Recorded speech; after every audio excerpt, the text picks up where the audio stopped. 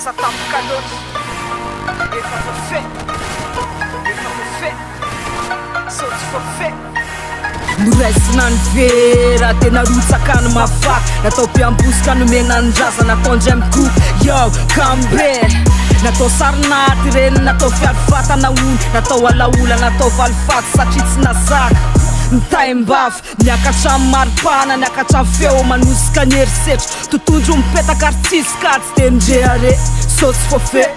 te mbola mitoy any eksefira fotoana landy sy nasinisiry nanampy deser nampy saefatra ho tambahiry izy taketsany alefa ihany tsy nisy ny farany tsy nisy ny fetra frehana petrany yo mandeha saoty voafehy saoty voafehy olo asandre saoty voafehy soky yo ravavy yo saoty voafehy saoty voafehy saoty voafehy saoty voafehy saoty